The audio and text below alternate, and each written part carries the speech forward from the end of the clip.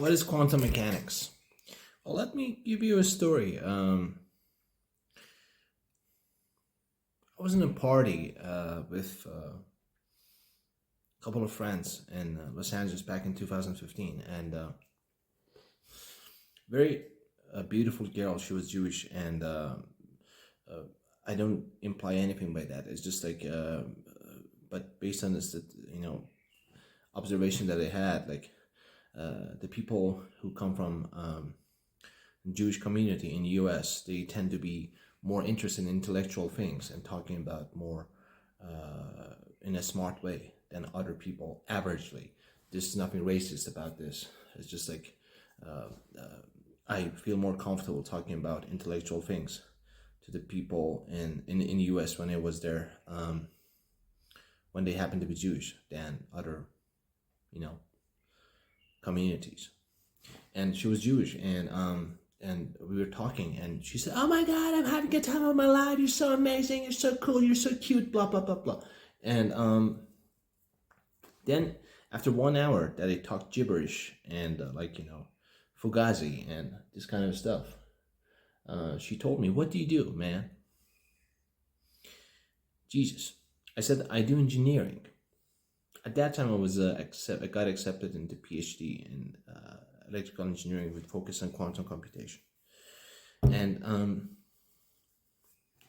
she said, "What do you do exactly?" I said, "Electrical engineering." She said, "What do you do in electrical engineering?" She was kind of curious. I said, "Quantum computation." And she told me, without dumping it down, "Explain to me, what is quantum computation, please?" And I did my best. And she didn't walk away. She ran away, and that was the last time I saw her. Not kidding. I regret it. And so briefly speaking, I did a PhD permanent head damage. I didn't finish it in electrical engineering and quantum computation. Not that people walk away from me, but to run away from me. Doctor. It doesn't matter that much, really. It's just like for some people, with if you want to get into academia, yeah, it's a necessity. But the trade-off between what you gain and what you lose, it's not that positive. You need to have a very, very nice PhD advisor, and if you have that, the the PhD committee, they're gonna kill you. Like, what, by killing metaphorically, I mean, like, they make you suffer to they never let you do a PhD in a way that is fun and interesting and beautiful, and you learn a lot, and then you are happy. And if you're happy, there's something wrong. That's a fact. It's like a zombie land. The PhD land, the PhD, what do you call it? The departments, and the PhD department, and the PhD students, when you meet them, like whether it's MIT or Stanford or University of Southern California in the US, they suffered to the extent that they lost their humanity. It's a fact. None of them are normal. It's a fact, undeniable fact. Anyone talks against it is a liar. Wicked, filthy liar. Sorry for that word, but it's true. They go crazy, man. I spent my lifetime with the PhD students up to age of 26, 7. Exactly. Chinese, Indians, Iranians. Not Iranians that much. There was not so many Iranians, in the extent I remember, in USC. But I not in a creepy way at all, but just like I happened to watch some of them in LinkedIn, which is completely natural, and that it's made for that. In public profiles, what they have done, where did they study, whether Iranians, I don't know, South Koreans, whatever, students, international students, Americans, what was their, en France on dit parcours, what was their background that they came and got to this point, and they studied PhD, and what do they do as hobby? It was important to me, and this kind of things. So I talked about PhD in electrical engineering and quantum computation to her, and she just went away. And we need to say quantum computation is different to some extent with from quantum mechanics. When you study quantum mechanics as a physicist, it's different from, like, when you study quantum computation as an engineer or a physicist, theoretical physicist. But the common ground and, like, the things that they share, it's a lot. That's a fact. Just pick any quantum mechanics books and the topics that they have. Well, yeah, so many of them, they share a lot of topics with quantum computation. The basis is the same almost. Maybe some of the terms, like, terminologies before it was different, but now I don't think it's there any difference. I need to update myself, but I checked a couple of times, not a couple of times, so many of times. I've seen so many books on quantum computation and quantum mechanics. I don't see, it's different, but not that much. There you go.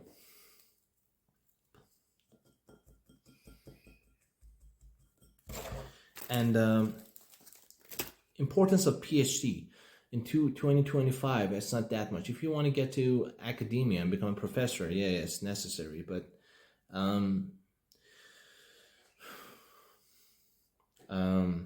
it's losing its value to huge extent. And the professors that spend their lifetime studying, like, and punishing students, this kind of things, they just, like, they can't handle it, that ChatGPT can do a lot right now. That's a fact.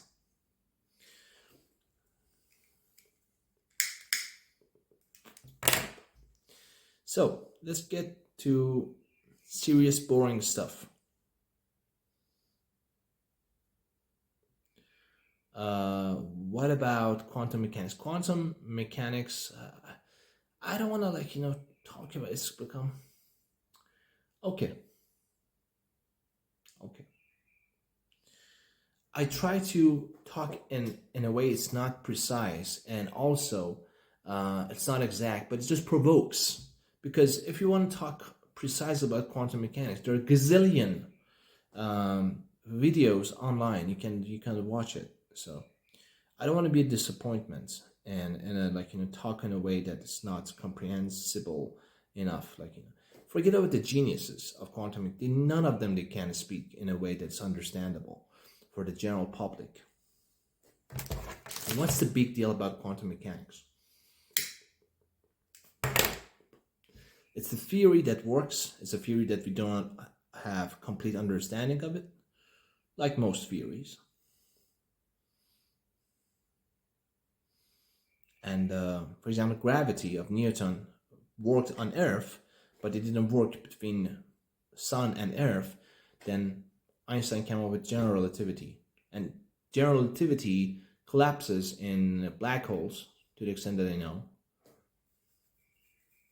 and it's for microscopic scales, not for quantum scales. So then it's not a complete theory, so we're gonna make a marriage harmony between quantum theory and general relativity theory, called quantum gravity. Okay, what is quantum mechanics? Like, there was a bald motherfucker, German guy, Max Planck. He was trying to describe something to his son, I'm not sure, and sitting by the fireplace in the winter. Nice story. And he came up with the idea for solving a black box radius, some problem, doesn't matter. And he found that the energy, like, energy, force energy, like, and I don't know how to describe energy really, like, the professors, they can't do that either. And energy, it's not continuous, it's packets, and it's quantum. Quantum in this sense means it's discrete. What a big deal. The thing is, if you believe in the metric system, not the stupid system of England and US, which is SMILE, in metric system, and 10 to the, this is like 1 meter, let's say, this is divided by 100, it becomes 1 centimeter.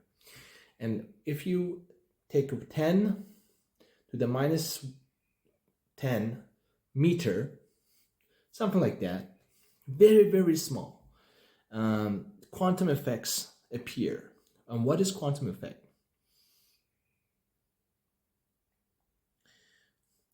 In logic, there's something called consistency. First of all, what is logic?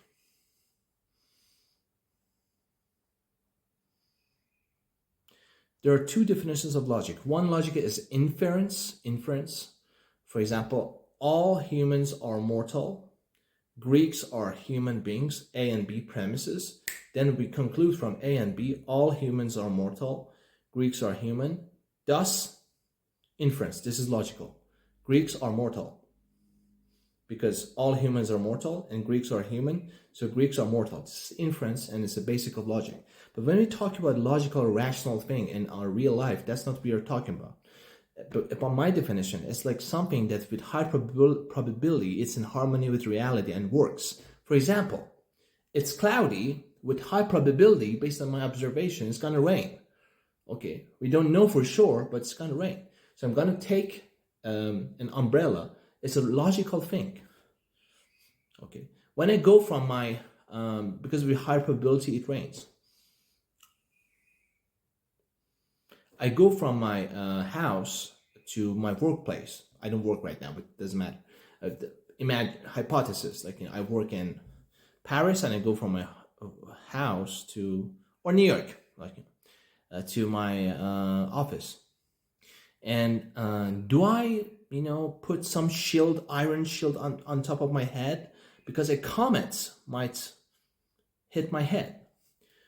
No, I'm not going to do that because it's logical not to do that, because the probability of hitting a comet or getting hit by a comet in the New York, or like in a thunderstorm, thunderstrike up into your head, is like 1 in 1 million. I know, 1 in 1 billion. It's so low.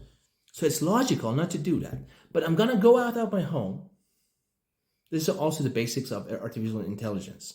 I go out of my home in New York. I go to my office. And while I'm on my way, I get hit by a thunder or by a comet. And I die. Was my decision logical? Yes, it was. Because the probability of that thing happening was so low. So logic doesn't always lead to success. Sometimes it's failure. But the thing is, it's a probability.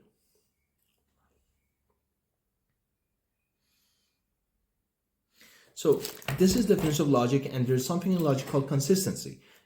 Consistency in logic means a statement or premise, whatever, a logical system can be only right or wrong at one time.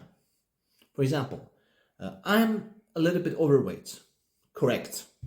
It can't be like I'm a little bit overweight. It can't be correct and wrong at the same time. It's better correct or better is wrong.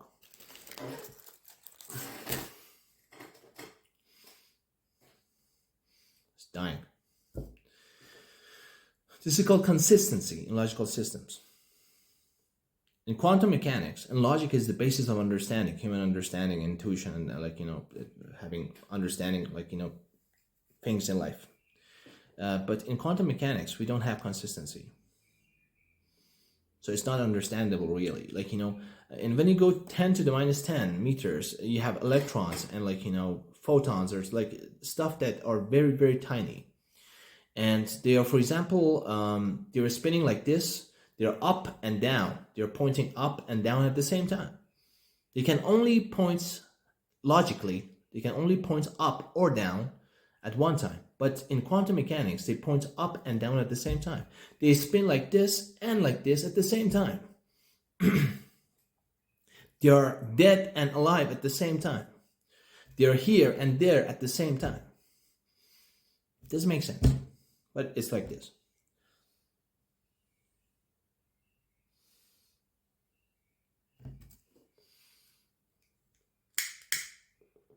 It's called quantum superposition.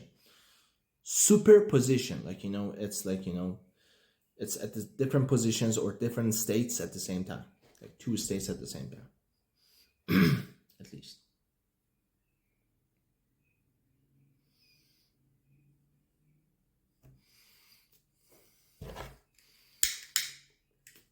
Edgar Armando Maradona. Okay, what else? Quantum entanglement. What's the big deal about quantum entanglement? This is not exact explanation, but I marry her, I go to another galaxy. Like it takes 8 minutes for the light, which is the fastest thing in the universe, according to special relativity of Albert Einstein, to travel from 8 minutes and 30 seconds, something like that, or 15 seconds. 8 minutes and something seconds. Light it takes light from sun to comes to Earth. So it takes time. So let's say I'm going to another galaxy. It's like million light years away, or billion light years away. Another galaxy. I marry her, then I go there. I get entangled to her, then I go there. Then I die. And faster than the speed of light. Spontaneously, she understands that. This is entanglement.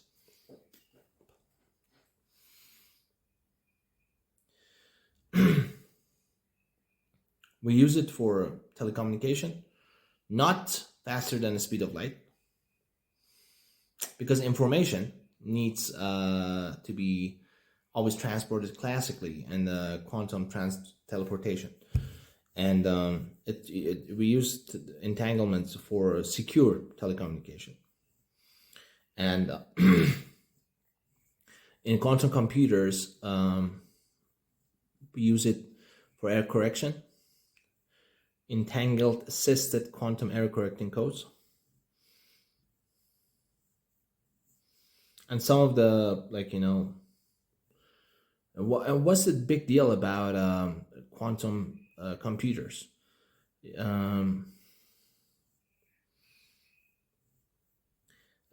Quantum classical computers are constructed based on bits.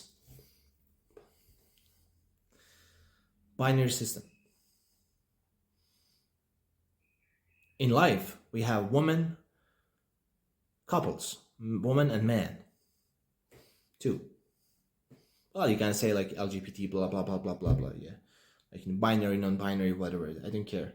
But originally, that's what has been made.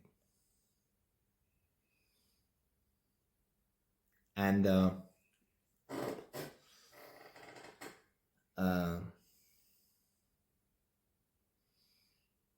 why not trinary? Why not threesome? Well, there was Lawrence Krauss, the bald idiot who won a Nobel Prize in physics, who came and said that in defending, I'm not against gays or for gays, no, but I'm definitely against wrong arguments. He came and said that in defense of the gays, it's like being gay is natural because in nature exists gay too. Being gay and homosexuality exists in dogs and sheeps and monkeys. And so it's natural. That's like the most stupid argument I've ever heard in my life. Just an idiot talks like that. Idiot. Everything that exists in nature doesn't mean it's good or it's natural. There's diversion from nature. For example, and it's not good for humanity. For example, there is poisonous mushrooms. There you go. There is drugs. There is heroin. There is cocaine. There is, there is cannabis, which is proved, cannabis and marijuana, for it gives you a syndrome of lack of motivation for at least for teenagers. If you use it as a teenager or an adult, it gives you, it's proven scientifically, gives you lack of motivation. And I have seen people, guitarists, who did drugs. Their brain doesn't work. It's not coherent. They can't think coherently. What I do right now is it's thinking coherently, but I put lots of information together and then I try to classify it. I keep it in my mind. So I will go back to the classical information, classical computers, then quantum computers, then quantum algorithms. But now I'm talking about binary, which is elements of classical computers, binary systems. And then for binary, there's something called about gays and homosexuality. Because we say I'm non-binary, I'm binary, this kind of thing. So I'm putting parentheses, in what I say. and I never did drugs in my life. Swear to Jesus. And not interested. And this is just capote. I don't inhale. So, yeah, it's like, if something happens in nature, it doesn't mean it's natural and it's good for humanity. There you go. And I'm not for or against homosexuality. I'm not against, I'm not for. But promotion, too much promotion of LGBTQ rights, not rights, being gay and being lesbian, it raises some question in my head, what's going to be the role of a man and a woman in life if men want to act like women and women want to act like men. Majoritively, what's going to happen to a society? It doesn't mean that you're going to be deprived of your freedom. You're a woman, you want to be a wrestler, or weightlifter in Olympics. You can do that, of course. No one. You're a man, you want to be a drag queen, or I don't know, a synchronizer swimmer. Go for it. But let's use the Immanuel Kant's philosophy here. If all women act like men and do manly, old manly stuff, yeah, dude, with a tie, and and all men do womanly stuff, what's going to happen to society? There are limits, there are degrees. So it was important that I said between binary. So life is done and created in binary system. That's a very philosophical thing to think, to think about. The computers, they don't work on trinary or 4 or 5, just binary. And the most basic piece of elements of information is bits, 0, 1. And the quantum computers, they act, they can calculate exponentially. You have bits in classical information. In quantum computers, you have qubits, and it works exponentially faster. There you go. That's the best I can do. I can explain it more, but it's going to be complicated, theoretical.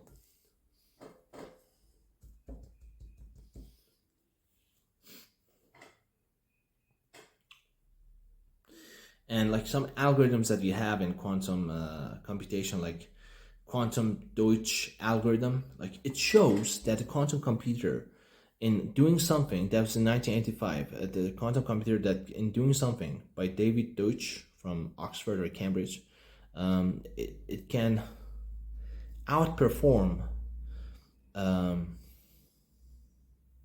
classical computer, a classical algorithm. For example, the job of that algorithm is to find out that a function is balanced or not balanced, and what kind of it has 2 type of functions we have, and we need to find out which one is that. And in quantum Deutsch algorithm, we do it with one query. We do it with one take. One take. In classical, we do it with 2. It's the most simplest form, and it outperforms. Let's forget about the details. I'm not gonna do that, and it becomes complicated. So it is more efficient. There you go.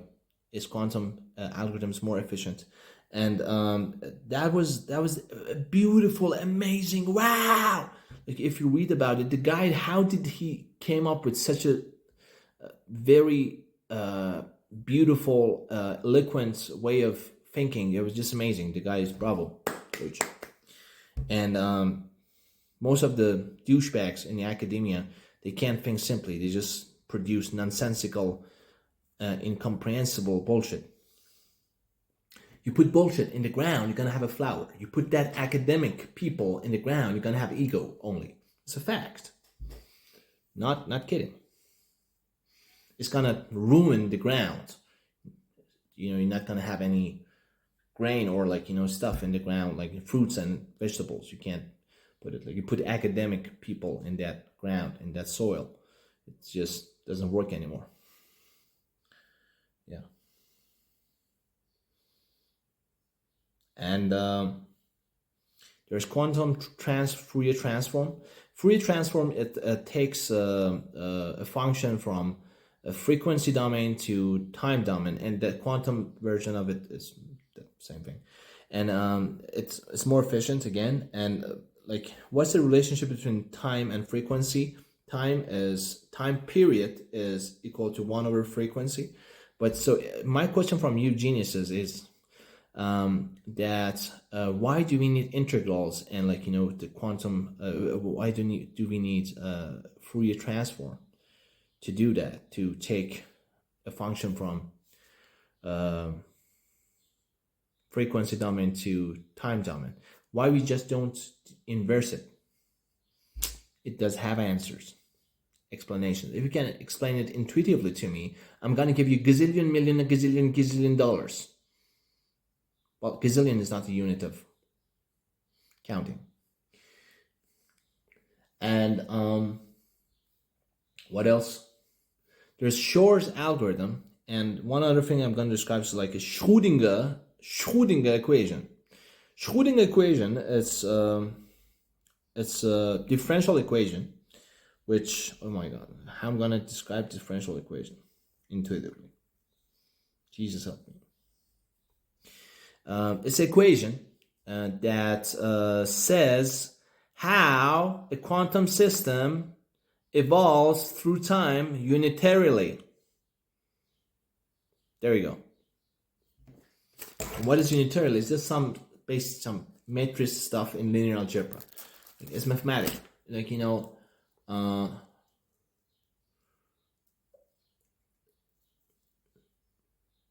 it's an equation that tells you how a system, quantum system like an electron, isolated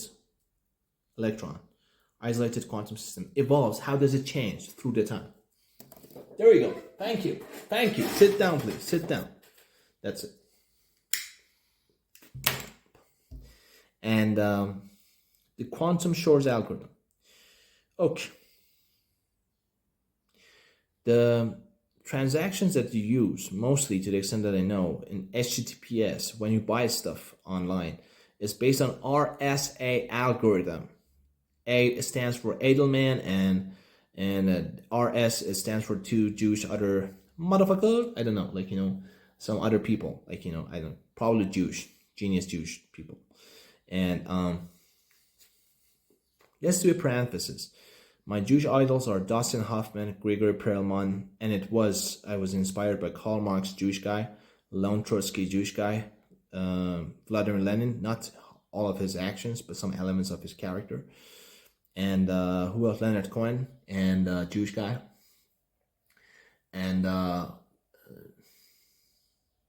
Jeffrey Sachs, Professor Jeffrey Sachs, is a political analyst right now. He's famous and bitching about the United States of America. Yes, nice guy. From Harvard. He's Jewish too. Oh, the advisor is my advisor. My philosophical grandpa, Noam Chomsky. Jewish Ashkenazi. Was my favorite too. And so, I'm not racist. Anyway, I'm talking way too much, man. Way too much. Jesus. Dustin Hoffman, that was a great actor. And what I was talking about. Schrödinger equation. And RSA algorithm. Then RSA algorithm and Shor algorithm and RSA algorithm. RSA algorithm is based on prime numbers. I'm not going to describe prime numbers. Come on, read RSA algorithm. And the quantum Shor algorithm is the way to just fuck up, sorry for the F word, bang the out of the HTTPS if it's not exactly, but just it's It breaks down the RSA algorithm. That's about it.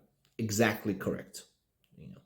And what is the RSA algorithm? It's a way to secure the financial transactions. And you know, I'm 100% right. Shut up. I'm completely right, and you're wrong. Any time I talk like some douchebags, no, you didn't point like in a comma, idiot. And what else? So yeah, it's all bullshit. It's not real life, but it's interesting. It's fascinating because it's sexy and exotic. Get a life, douchebags.